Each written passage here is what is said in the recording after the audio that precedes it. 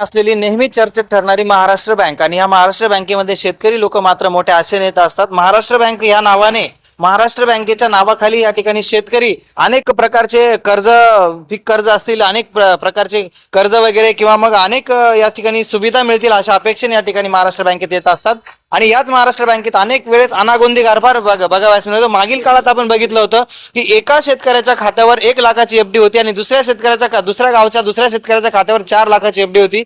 बँकेच्या चुकीमुळे 4 लाखाची एफडी 1 लाख वाल्याच्या नावावरती गेली आणि 1 लाख वाल्याची एफडी होती ती 4 लाखाच्या नावावर गेली. आणि तरीही बँकेची चूक असताना देखील बँकेच्या कर्मचाऱ्यांनी या ठिकाणी फोन करून त्या शेतकऱ्याला धमकावले, आत्ताच्या आत्ता तुम्ही बँकेत या, हे पैसे भरा, नाही तर आम्ही तुमच्यावर फौजदारी गुन्हा दाखल करू. बँकेची चूक आहे, बँकेने चूक केली, परंतु भोगावं मात्र सर्वसामान्य शेतकऱ्याला लागतं. असंच एक प्रकरण आता ह्या चांदवड तालुक्यातल्या वडबारे गावातील या गृहस्थांच्या या शेतकऱ्याच्या बाबतीत घडलेलं आहे.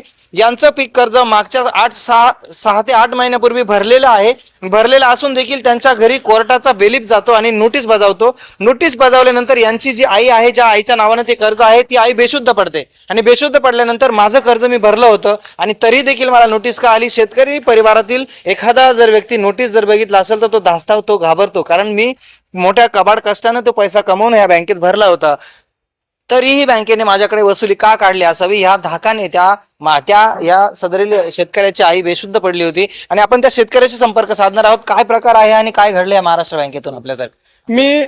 मी दत्तू पोपट जाधव, राहणार वाडबारे येथील शेतकरी असून मी 8 मे 2025 रोजी महाराष्ट्र बँकेचं क्रॉप लोन पूर्णपणे भरलेलं होतं SOTS योजनेमार्फत.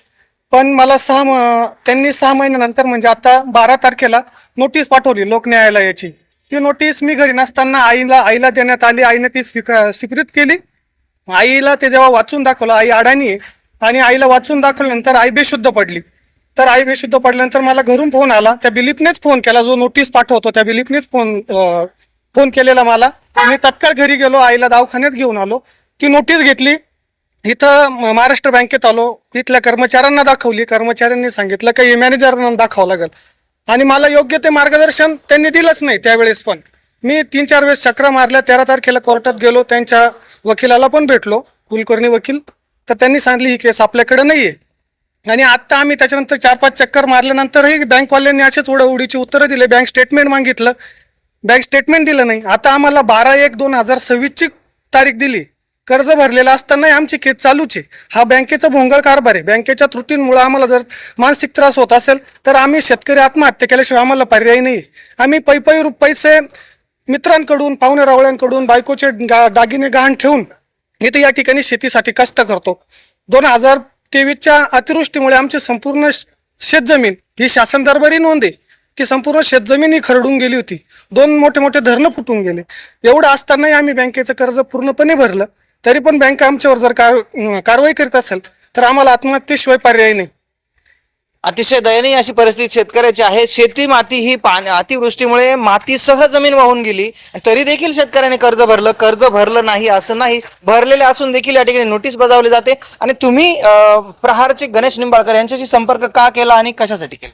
कारण गणेश दादा हे असे एकमेव नेतृत्व आहे चांदवड तालुक्यामध्ये की ते सर्वसामान्य माणूस, एकदम छोट्यातला छोटा माणूस सुद्धा तो गणेश दादांच्या एकदम जवळ जाऊन आणि आपली जी काही हे विचारणा आहे ती त्यांच्याशी मांडू शकतो. इतर कोणी नाही, फक्त गणेश दादांशिवाय कोणी या चांदवड तालुक्यामध्ये वाली नाहीये. शेतकऱ्यांची नेहमी बाजू मांडणारे गणेश निंबाळकर असं यांचं म्हणणं आहे, म्हणून आम्ही त्यांच्याकडे संपर्क केला. परंतु आज देखील ह्या शेतकऱ्याच्या खात्याचं स्टेटमेंट बँक देत नव्हती आणि गणेश निंबाळकर हे देखील या ठिकाणी या बँकेत आले आणि त्यांना देखील हे स्टेटमेंट नाकारलं गेलं. आणि पुढील काय पाऊल उचलल्यानंतर हे स्टेटमेंट मिळालं आपण जाणून घेऊया.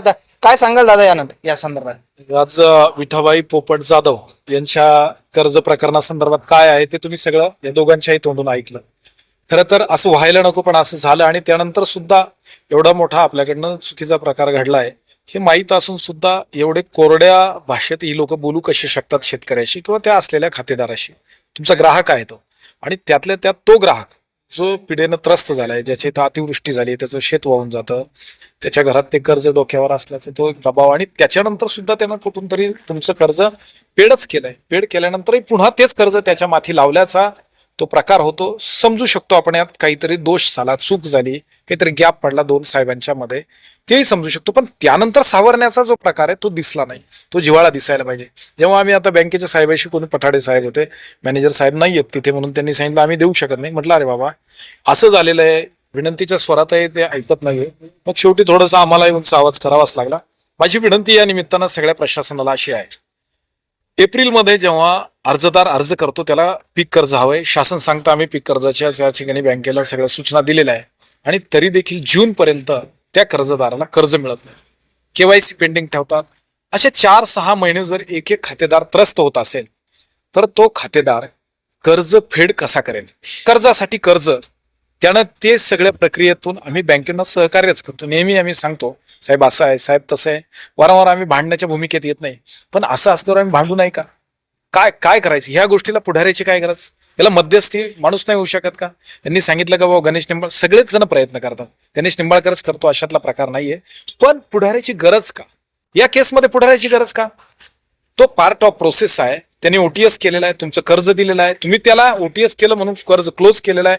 क्लोज केल्यानंतर तुम्ही त्याला परत नवीन पीक कर्जही दिलेलं आहे, तरी तुम्ही जुन्या पीक कर्जाची त्या ठिकाणी थकबाकीची किंवा लोक न्यायालयाची नोटीस जर त्या खातेदाराला पाठवत असाल तर केवढा मोठा दोष आहे. आणि त्या दोषाला सावराऐवजी तुम्ही त्याला आणखी त्रस्त करताय, हे चुकीचं आहे. आम्ही आत्ताच तहसीलदार साहेबांशी बोललो की या बँकेनं किती पीक कर्ज, किती अर्जदारांना किती वेळेत दिलं याची चौकशी व्हावं, यांच्या किती केवायसी पेंडिंग आहे याची चौकशी व्हा. आणि आताही 4 वाजले तरी बँक फुल भरलेली आहे. म्हणजे यांच्या ग्राहक सुविधा केंद्र आणि या सगळ्या गोष्टींचा तो जो डिसेंट्रलायझेशन सिस्टम विकेंद्रीकरणाची केली ती चालू आहे का? जर चालू असेल तर एवढं केंद्रीकरण कसं? आताही 4 वाजेपर्यंत बँकेत गर्दी का? असं सगळ्या गोष्टी बघितल्या पाहिजे. ग्राहक त्रस्त नाही झाला पाहिजे. आपण म्हणतो 21व्या शतकातलं 25वं वर्ष चालू आहे, डिजिटलायझेशनचं युग आहे, तरी या गोष्टी आहे. म्हणजेच नेमकंच काहीतरी चुकत आहे. त्यांना विचारलं ते म्हणे आमच्याकडे कर्मचारी कमी. आता कर्मचारी कमी आणि तुम्ही 45,000 खातेदारांना हाताळताय.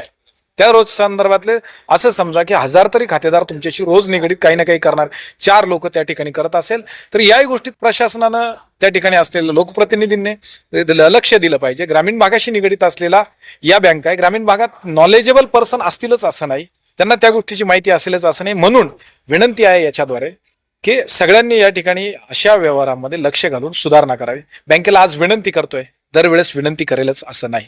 धन्यवाद. अनेक प्रश्न या बँकेच्याच बाबतीत असतात आणि इतरही बँका आहेत, परंतु कुठलीही तक्रार शेतकरी करत नसतो. पण नेहमी वारंवार ही मध्यवर्ती ठिकाणी असलेली महाराष्ट्र बँकेची शाखा आहे, आपण बघू शकतो.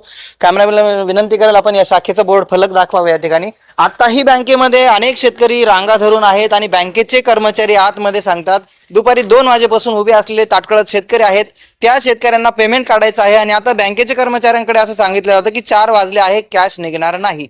त्या ठिकाणी असं बोलल्यानंतर देखील मोठा गोंधळ उडालेला आहे. पण मध्ये शेतकरी देखील मोठा आक्रोश करत आहे. आम्ही दुपारपासून इथं बसून आहे आणि 4 वाजता तुम्ही सांगता की आम्ही कॅश देणं बंद केलेलं आहे.